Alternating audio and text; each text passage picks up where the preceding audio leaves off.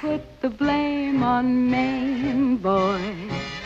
Put the blame on Maine. The lady known as Lou. That's the story that went around. But here's the real lowdown. Put the blame on Maine, boy. Bienvenue dans cette nouvelle vidéo. Alors aujourd'hui, comme vous l'aurez deviné, je vais vous parler du port du gant dans les années 50. Donc voilà, je vous ai déjà fait une petite intro avec Rita Hayworth que j'adore. Donc je vais vous passer l'intro que vous connaissez habituellement. On va tout de suite rentrer dans le vif du sujet sur comment porter le gant dans les années 50, voire fin des années 40. Pour les femmes, dans les années 50, porter le gant était un art, mais également un art de vivre. Le port des gants était une marque d'élégance et de raffinement, partie intégrale de la vie citadine. Le gant était porté à chaque sortie dans la rue, et principalement dans les grandes et moyennes villes. On portait le gant pour les sorties à l'église, le dîner, les réceptions, les mariages, et on portait même des gants longs pour aller danser, dit opéra. Donc voilà, c'est des gants comme ça, qui monte super haut comme Rita Hayworth, vous avez pu le voir dans mon intro. Et si on garde le gant pour aller danser, c'est parce qu'il fait partie intégrale de la tenue, ou partie intégrante. Je sais pas comment on dit, mais vous avez compris.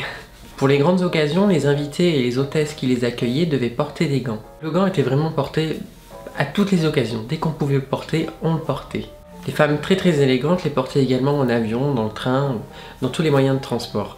Tous les lieux publics tout simplement. C'est vrai que ça pouvait ne pas être très pratique, je me vois pas faire 8 heures d'avion avec des gants, mais bon, si tu veux être élégante, tu veux être élégante hein. Maintenant qu'on a vu à quelle occasion porter le gant, eh bien faut bien les retirer de temps en temps. Et quand est-ce qu'on les retire ces gants là? Le retrait du gant était à l'époque également un art et il était soigneusement dicté par les codes sociaux. On retirait toujours ses gants pour aller manger, pour aller boire, pour jouer aux cartes ou même pour se maquiller. En fait ça c'est un peu évident parce que je ne vois pas me maquiller avec des gants, logique. Ce n'est qu'une fois assise à table qu'on pouvait retirer son chapeau et ses gants. S'ils étaient longs comme les gants opéra, on pouvait les poser le long de la chaise. Bon là vous voyez pas hein, mais vous pouvez le poser comme ça. Et sinon vous les mettez dans votre sac directement pour pas les abîmer. C'était très soigneux à l'époque, il fallait vraiment avoir des gants impeccables. Et s'ils sont blancs, bah il faut qu'ils soient vraiment blancs immaculés, sinon ça sert à rien, c'est la honte assurée. Il me semble que la seule exception c'était d'avoir des longs gants boutonnés pendant un cocktail. Là on pouvait les garder, mais sinon toujours retirer le gant avant. C'est pareil, c'est un peu comme pour aller danser, là ils faisaient vraiment partie de la tenue. Donc on pouvait les garder, on les tolérait pendant un cocktail. Le retrait du gant devait se faire toujours avec la plus grande discrétion et avec grâce. Il fallait vraiment être soigné et rigoureusement bien enlever son gant. Il fallait faire très attention et garder une certaine élégance en le retirant. On retirait pas le gant comme ça, on faisait attention, on essayait de rester gracieuse, je sais pas comment dire. On retirait ses gants avec grâce tout simplement. Si vos gants sont portés de manière fonctionnelle, c'est-à-dire par exemple des gants chauds pour l'hiver, alors là dans ces cas-là vous le retirez en même temps que le manteau, ça n'a rien à voir avec les gants qu'on portait pour l'élégance. Là c'est vraiment fonctionnel, ça n'a rien à voir avec la tenue, on les retire en même temps que le manteau. Donc en fait vous arrivez au restaurant, vous avez vos petits gants, vous enlevez votre manteau, vous gardez votre chapeau, vous gardez vos gants si ce ne sont pas des gants fonctionnels. Vous allez vous asseoir à table, vous retirez votre gant, vos chapeaux, vous les rangez dans votre sac ou vous les mettez sur la chaise s'ils sont longs, si ce sont des gants opéra, dit opéra. Donc voilà, pour l'instant j'espère que vous me suivez, j'espère que vous avez compris, c'est pas trop compliqué, il suffit juste d'enregistrer. Moi au début je me suis dit, oh là là, c'est quoi ces histoires pour porter un gant, c'est quoi toutes ces simagrées?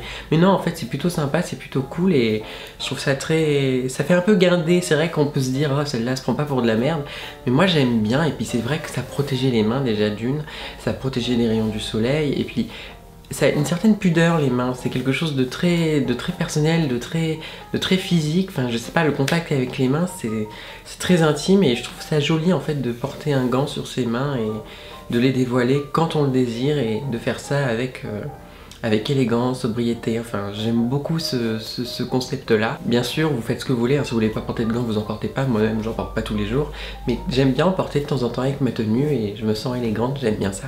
Et bien entendu vient la question fatidique, comment on serre la main? Comment on serrait la main à l'époque quand on portait des petits gants?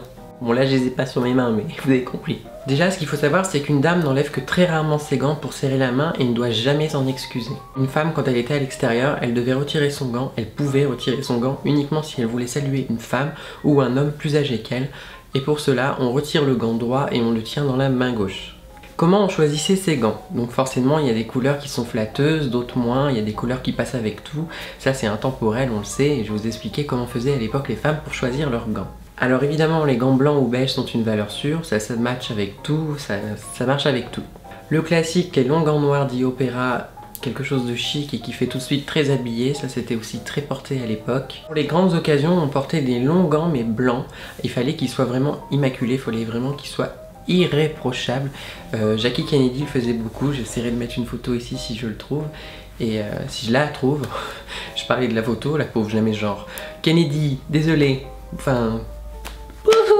Je trouve ça super chic, et c'est vrai qu'aujourd'hui si je partais des longs gants blancs et tout, les gens vont pouvoir prendre ça, vont avoir tendance à prendre ça pour du snobisme, alors que bon, c'est juste de la passion, c'est juste un art de vivre. Et voilà quoi, moi j'aime beaucoup ça, je le fais pas tout le temps, j'essaie de le faire, mais j'adore le port du gant, je trouve ça trop... Ah, c'est trop gracieux, c'est élégant, j'adore. Pour un mariage, on préfère les gants de couleur, et le comble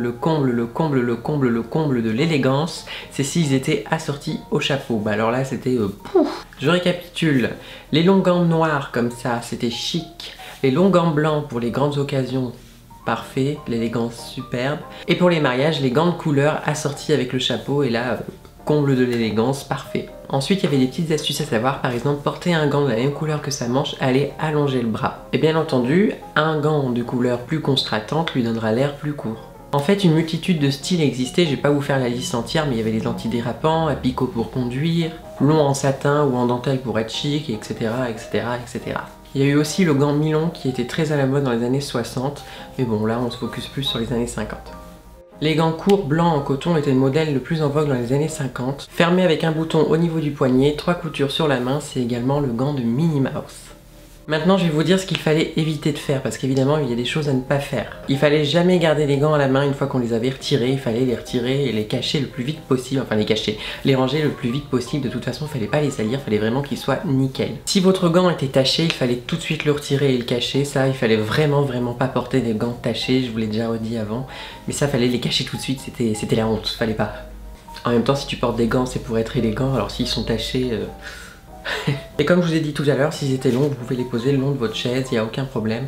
Là, ça pouvait être accepté. Comme je vous ai dit auparavant, on retirait pas ses gants n'importe comment, on se la jouait pas Rita Hayworth. Vous savez, la petite scène d'intro que je vous ai mis au début de la vidéo, ça avait fait vraiment polémique où elle enlève son gant comme ça, c'était choquant à l'époque. C'était dans la fin des années 40, ça avait fait beaucoup de bruit à l'époque. Donc on retirait ses gants avec grâce, discrétion et pas comme une Rita Hayworth.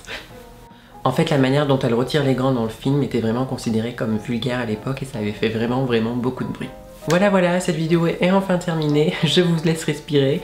Donc j'espère que je vous ai appris certaines petites choses et que cette vidéo vous a intéressé. Si ça vous intéresse, ce genre de petites vidéos, je continuerai sur les thèmes années 50, tout ça. J'aime bien faire ça, c'est un peu ma passion, donc... je le partage avec vous, ça me fait plaisir. Sur ce, je vous laisse, je vous fais de gros bisous. N'hésitez pas à me dire ce que vous en avez pensé, à vous abonner, à liker, à faire ce que vous voulez. Je vous laisse et je vous fais de gros bisous et on se retrouve dans quelques jours.